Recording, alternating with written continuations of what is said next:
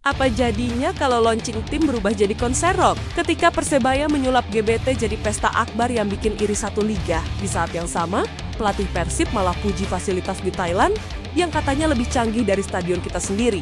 Dan bagaimana dengan Malut United yang masih menyembunyikan pelatih atau Jens Raven yang menggila di timnas U23? Semua ini terjadi dalam satu pekan panas sepak bola Indonesia.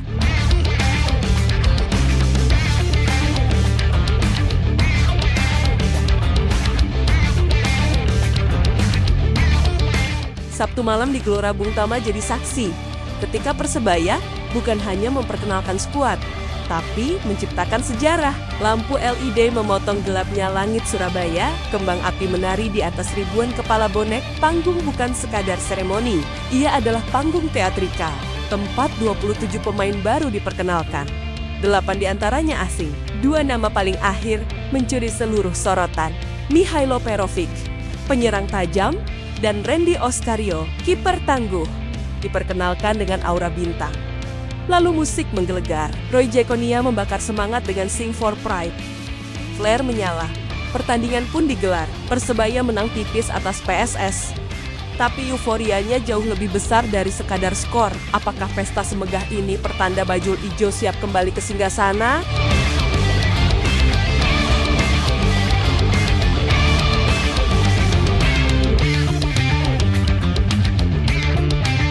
Sementara itu, jauh di Bangkok, Bojan Hodak menggelar latihan perdana Persib. Tapi bukan teknis latihan yang jadi sorotan, melainkan pujian Bojan terhadap fasilitas Windmill FC, yang menurutnya jauh melampaui kebanyakan klub Indonesia. Sebuah sindiran halus, mungkin, tapi juga dorongan agar klub di tanah air tak lagi puas hanya dengan cukup. Bojan menilai semua pemain terlihat bugar, Sadil masih pemulihan. Sisanya kembali dengan energi baru. Uji coba sudah dijadwalkan. Ratchaburi dan Polistero menanti. Namun yang mencuat dari semua ini adalah harapan Bojan. Semua klub dari divisi 1 sampai 3 harusnya punya fasilitas seperti ini. Apakah ini sinyal bahwa sepak bola Indonesia tertinggal jauh?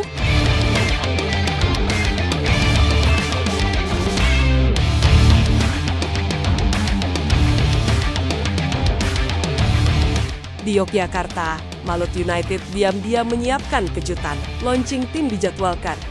Tapi siapa pelatih mereka masih misteri, tak ada clue di Instagram resmi klub. Hanya rumor yang beredar bahwa Henry Susilo, ex-pelatih Semen Padang dan Sriwijaya FC, sudah memimpin latihan.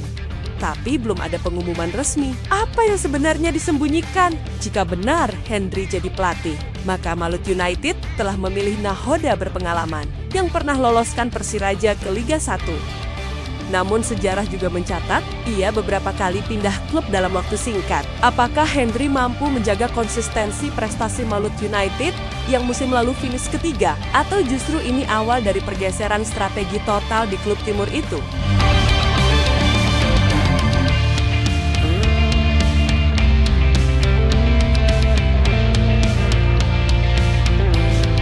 Dari pentas internasional, nama Jens Raven bersinar terang. 6 gol ke gawang Brunei membuatnya jadi buah bibir. Johnny Johnson, pelatih Bali United, tak bisa menyembunyikan senyumnya. Saya menunggu dia kembali, ucapnya.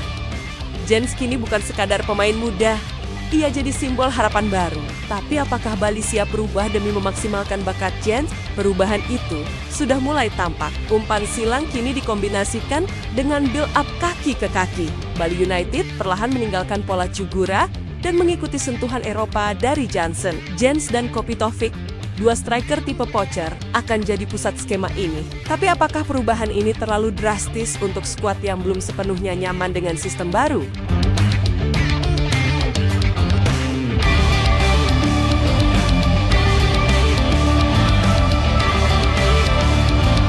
Di SSE Bantul, Persis Solo menumbangkan rival klasiknya PSIM.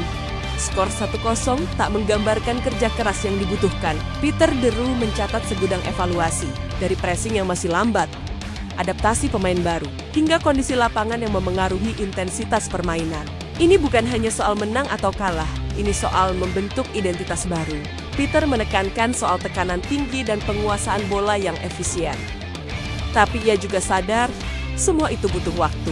Ia memberi pujian pada para pemain muda yang tampil cukup solid meski alur permainan sempat terganggu. Tapi publik Solo menuntut lebih dari sekadar evaluasi. Apakah gaya Eropa yang diterapkan Peter akan cukup kuat menghadapi kerasnya Liga 1?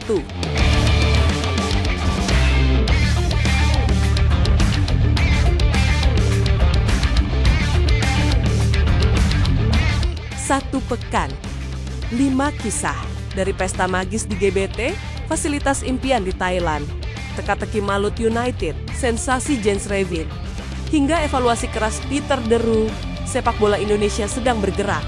Tapi kemana arahnya? Apakah semua kemegahan ini hanya awal dari kekecewaan atau langkah pertama menuju transformasi besar? Tulis opinimu di kolom komentar. Siapa menurutmu paling siap menyongsong musim baru?